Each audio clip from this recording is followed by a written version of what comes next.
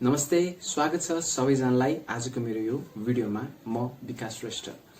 यो लकडाउनको कारणले गर्दाखेरि मैले तपाईको सामु नेपाली मार्केटमा पाइने प्रोडक्टहरुको भिडियोहरु लिएर आउन सकिरहेको छैन।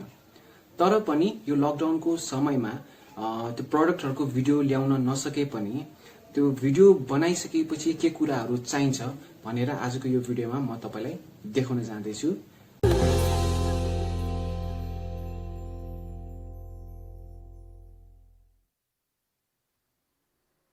सो पहिलो नम्बरमा कुरा आउँछ भिडियो एडिटिङ एप। एउटा भिडियो बनाइसकेपछि त्यो भिडियोलाई अट्र्याक्टिभ अनि राम्रो देखाउनको लागि एउटा भिडियो एडिटर चाहिन्छ, जुन चाहिँ तपाईले प्ले स्टोरमा सजिलै पाउन सक्नुहुन्छ।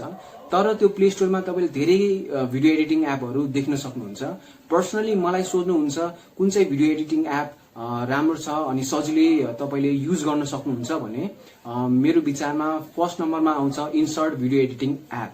त्यसपछि दोस्रो नम्बरमा आउँछ filmora go video editing app.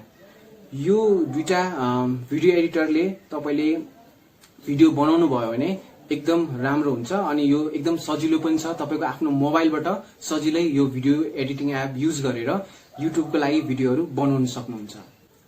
त्यसपछि यो भिडियो एडिटिङ एपको मद्दतले तपाईले इफेक्टहरु पनि यसमा भिडियोमा राख्न सक्नुहुन्छ। यो कसरी युज गर्ने, यसको फिचर्सहरु के छ भनेर मैले यसको बारेमा एउटा भिडियो पनि बनाएको छु, जुन चाहिँ तपाईले यो भिडियोको डिस्क्रिप्सनमा गएर यसको लिंक भेटाउन सक्नुहुन्छ। त्यहाँ क्लिक गरेर यो भिडियोहरु हेर्न सक्नुहुन्छ अनि मेरो साइडको स्क्रिनमा पनि यसको लिंकहरु तपाईले देख्न सक्नुहुन्छ। त्यसपछि तपाईको भिडियो एडिटिङ कम्प्लिट भइसकेपछि सेकेन्डमा तपाईलाई चाहिन्छ थम्बनेल। थम्बनेल भन्नाले जब तपाईले युट्युब खोल्नुहुन्छ त्यहाँ एउटा कभर पिक्चरहरु देख्नुहुन्छ जुनमा तपाईले क्लिक गरेर भिडियो हेर्नुहुन्छ। यो पनि तपाईले प्ले स्टोरमा गएर पाउन सक्नुहुन्छ। अनि मैले चाहिँ पर्सनली मलाई राम्रो लाग्ने थम्बनेल एप भन्नाले अल्टिमेट थम्बनेल एप रहेको छ, जुन चाहिँ तपाईले प्ले स्टोरमा सजिलै पाउन सक्नुहुन्छ। अनि यसको पनि मैले सम्बन्धी पनि भिडियो बनाएको छु, जुन चाहिँ तपाईले मेरो भिडियोको डिस्क्रिप्सनमा गएर यसको लिंक पाउन सक्नुहुन्छ। त्यहाँ क्लिक गरेर यो भिडियो पनि हेर्न सक्नुहुन्छ। सो यो दुईटा भिडियो एडिटिङ एप अनि थम्बनेलको मद्दतले तपाईले एउटा राम्रो भिडियो बनाएर युट्युबमा हाल्न सक्नुहुन्छ।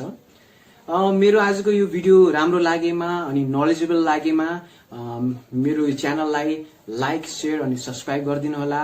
म फ्युचरमा पनि यस्तो राम्रो भिडियोहरु लिएर आउने कोसिस गर्छु। त्यसको लागि मलाई जहिले पनि सपोर्ट गरिदिनु होला। धन्यवाद।